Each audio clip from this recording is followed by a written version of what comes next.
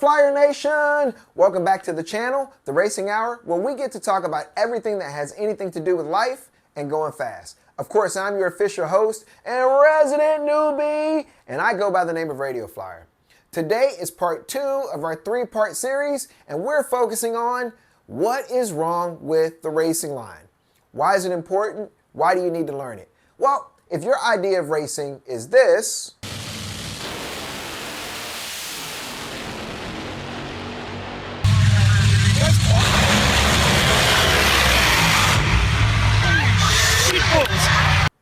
then you don't need it. But if your idea of racing is going out and doing this,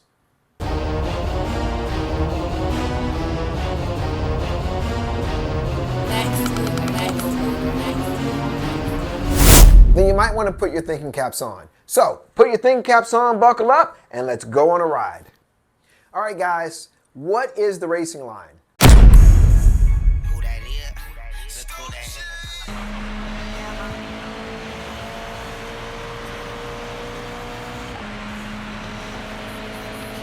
All right, Flyer Nation, this is a lap around Summit Point, and we are giving you an example of what the racing line looks like. Keep in mind that this lap was run without the line present, so this was just a regular lap around Summit Point, and I added the racing line after the fact to show you what a good lap looks like.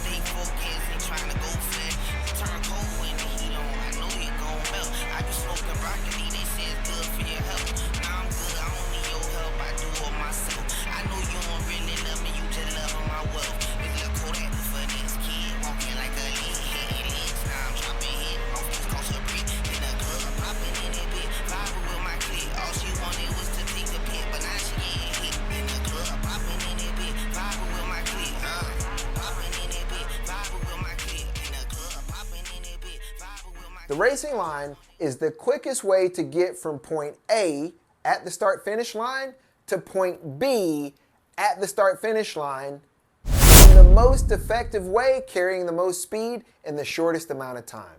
But do you really care about the racing line? Nope. I know you don't. I didn't either. What you really care about is not being this guy. Take a look.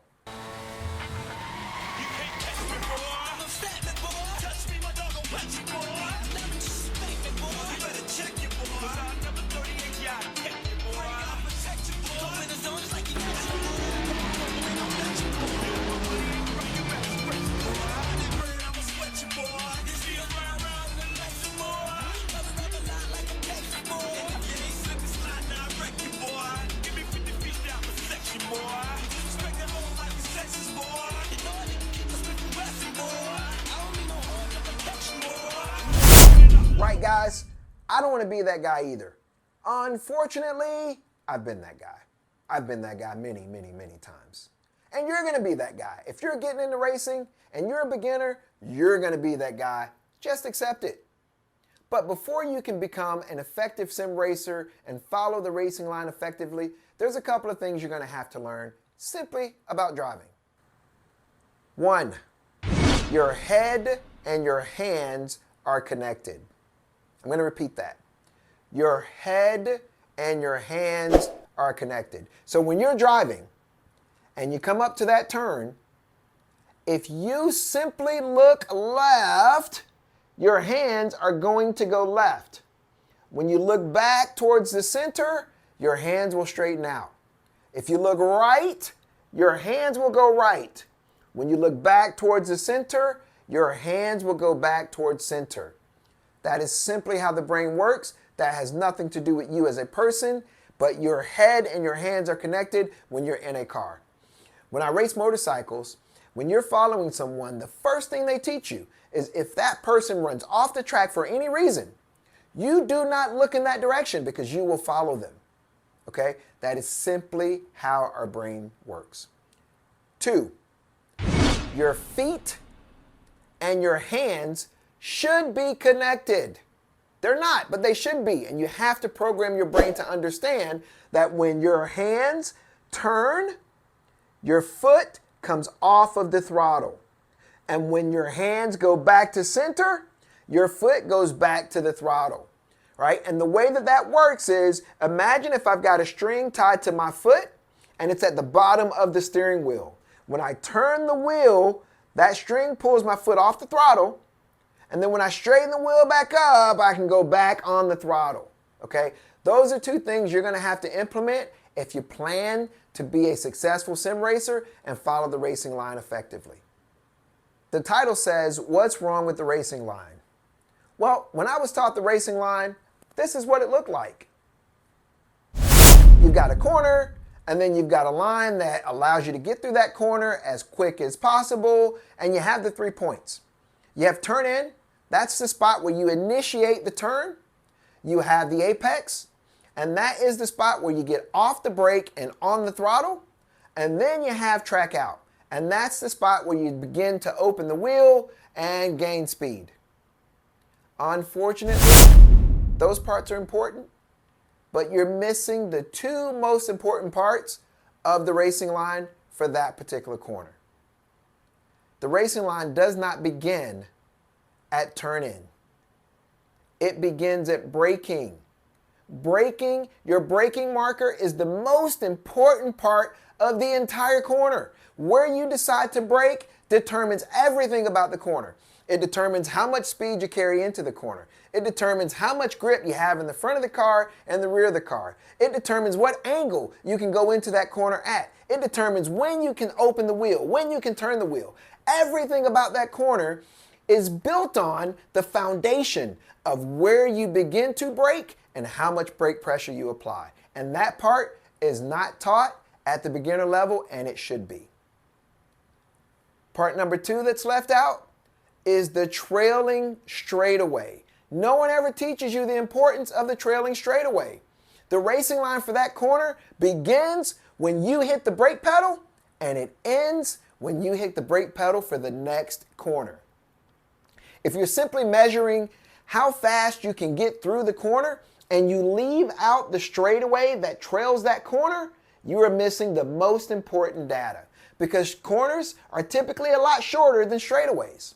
So you're going to spend the majority of your time on the straightaway. That's where you want to carry the most speed. And the speed for that straightaway is based on how you handle the corner.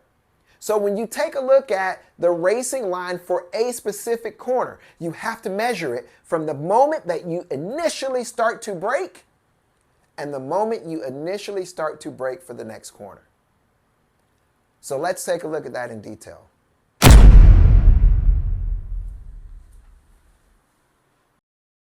All right, guys, we got our track laid down, we got our car in position and ready to go, and we are about to show you how you designate your braking point and what it looks like. But before we do that, I want you guys to picture your tires as a muscle man.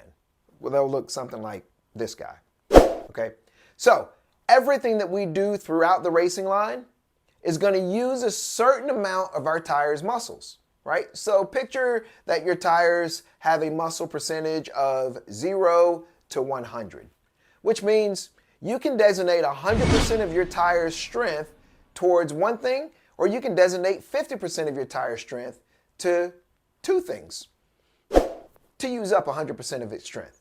Okay? So now that we've got that in mind, what we're going to do is we're going to designate our braking point. In this particular case, we've already done that, and it's right up to the right near the little clearing. Okay? And once we get to that clearing spot, we're going to ask our tires to dedicate 100% of its strength to getting the car slowed. Okay? Now, there's 2 ways that we can do that. We can do that as a true beginner, which means we're going to initiate brake pressure at 100%, and then we're going to back off to about 95%, and we're going to slow that car down in a straight line. Or we can do it as a hot shoe beginner, and do what's called trail braking, right? And in this particular case, instead of using 100% of our tire strength to get the car slowed down, we're going to use initially 90% of it to get it slowed, and then we're going to start to use 20, 30, 40, 50% of it to get the car turned, Okay? So we're going to demonstrate what that looks like in both cases, and then we'll talk about that a little bit more in detail.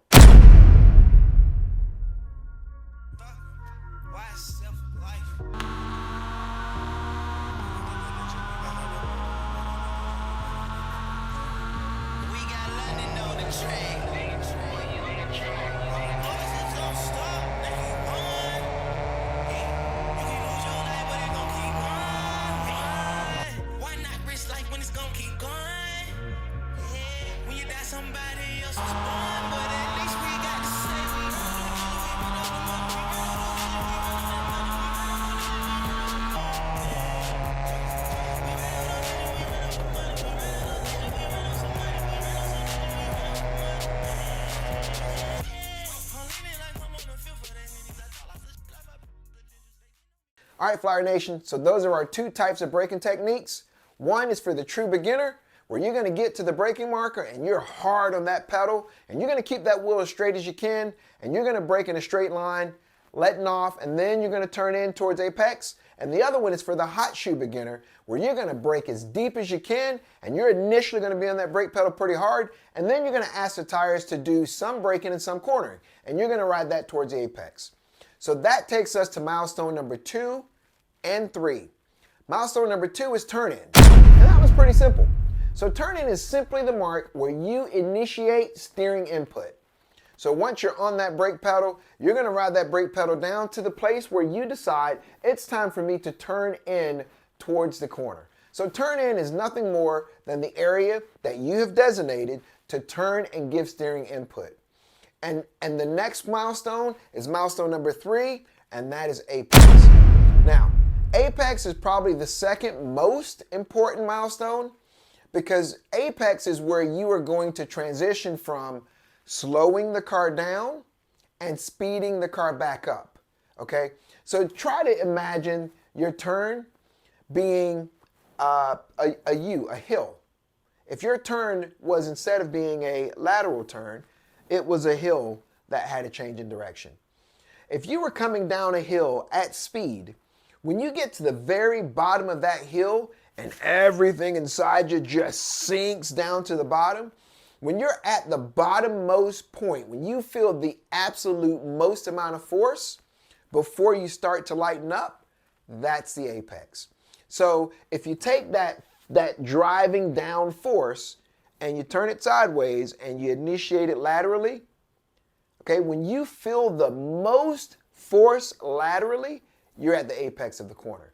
That's the part, that's the spot where the car is under much load and duress, okay?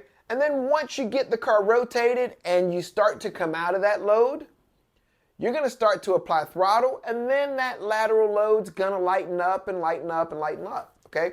So keep in mind, you're coming into the braking zone, you're on the brakes really hard, you get the car turned in. Once you get to apex, that car has done all of the rotating that it's going to do. You are done going around the corner, and now it's time to initiate throttle. Okay? How much throttle you can initiate at apex is determined by the angle in which you attack that corner at.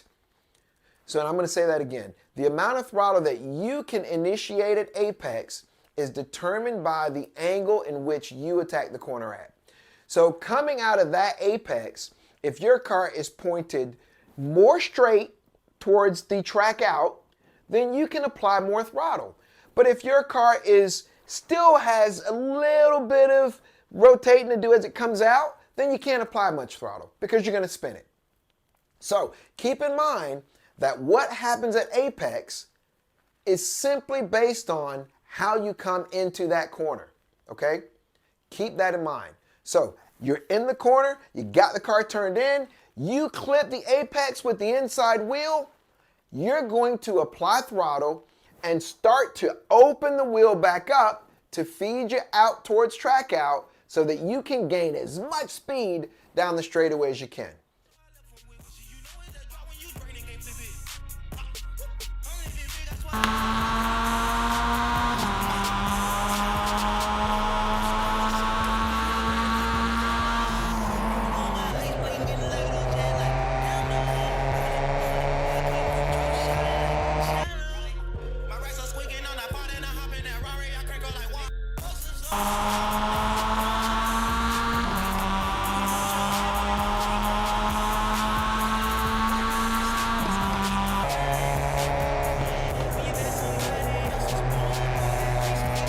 All right, guys, milestone number 4. Milestone number 4 is track out. Okay? Now, track out doesn't really take a whole lot of effort from you, right? Because you've gotten your braking done, you've gotten the rotation done, you've clipped the apex, you hit it perfectly. So now all you have to do is give yourself some throttle input. And as you start to feed that throttle in, you will feel the car naturally want to go towards the outside of that corner, and you'll feel the wheel naturally start to unwind. Okay, that is what's supposed to happen. The thing you need to focus on at track out is your throttle input. You have to remember that your hands and your feet are connected. So if the wheel is turned a lot, you can't give yourself a lot of throttle, right? So as you open the wheel to steer towards track out, as that wheel opens, your foot goes closer and closer and closer to the floor, okay? To the point to where you're gonna be dead to the floor and that wheel is gonna be straight and you're gonna be on your way to milestone number 5. And milestone number 5 is the trailing straightaway, okay? Milestone number 5 is one that most people don't measure. The reason you measure milestone number 5 is because most of the passing that you see happens on the straightaway. Now, if you're in a car and you're racing against similar cars with similar horsepower to weight, you're not going to have an advantage on the straightaway. The only way to gain an advantage is to carry more speed down the straightaway, and the only way to get that speed or access it is to come out of that corner on the gas sooner and on the gas harder. And the only way to do that is to maximize all of the milestones that we've talked about up to milestone number 5. Okay, so milestone number 4 is track out. We're going to, after apex, we're going to start to feed in throttle as we open the wheel, okay? And then once that wheel is completely open, we're gonna take a look at our top speed going down the trailing straightaway into the next braking zone. And if your top speed is, let's say 102 miles an hour, good job. But if you do that exact same corner and your top speed is 108 miles an hour, well, great job. Right? So you want to measure what your top speed is on the next trailing straightaway, or what your time is. Okay, you can measure the speed or you can measure time. That's totally up to you. But, so the 5 milestones we have: milestone number 1, your braking point. Milestone number 2, turn in. Milestone number 3, apex, maximum point of rotation. Milestone number 4 is going to be your track out, and milestone number 5 is going to be your trailing straightaway. So we're going to take a look at milestone number 4 and 5, and then we're going to look at the corner as a whole. Stay tuned.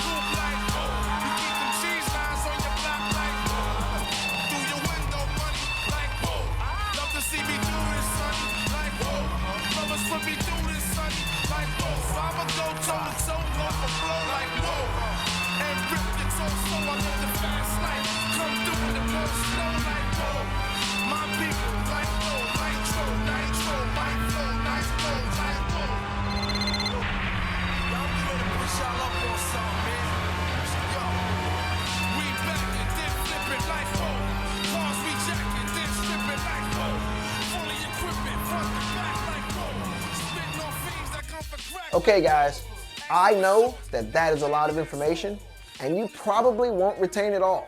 But if you can take one or two things and decide to practice them, you will become a more consistent driver. And the key to having good finishes is consistency. You're not going to win a race in one or two turns. It's just not going to happen. If you're the guy that goes out and you can't seem to finish a race, I've been that guy, it's because you're not consistent. If you're driving at 95 or 100% of your ability, back it down to 80 or 85% of your ability. And then when it's time to take a chance, bump it up to 89%. Okay? The guy that's going out and he's driving at 95%, he's going to run off the track. He's going to blow corners. He's going to blow braking zones. He's going to miss apexes. He's going to hit walls. And every incident that he has, it's going to cost him 20, 30, 40, 50 seconds to recover. Do you know how hard it is to make up 50 seconds in a 10-lap race? It's virtually impossible. Okay? So, don't be that guy. Let that guy have his incident, and then you mosey right on by him. He'll never catch it. You will go from being the guy that can't finish a race to finish close to the middle of the pack. Simply by slowing down, being more methodical and precise with your inputs, and making sure that you're not taking those unnecessary risks. That's what I had to do, and it took practice, and I just started to get better. You can do the same thing. Now, for you hot shoes out there with tons of information, guys that are burning up the track, hey, jump into the comment section. There's so much information that we can share with each other to help this community become better. Don't be afraid to do so. Things that I forgot to mention, jump in and talk about them. You might have a better way to do something than I do. Jump in and let's talk about it. So, hey guys, I really appreciate the support. Keep tuning in and I'll keep making videos. Like and subscribe. Don't forget to like and subscribe. So next time. Can't breathe when I come through, hum to some shoes. Gotta be 20, man. It's not even funny, they can't. The chokehold's too tight, the left looks too right. You know what? You right. These can't.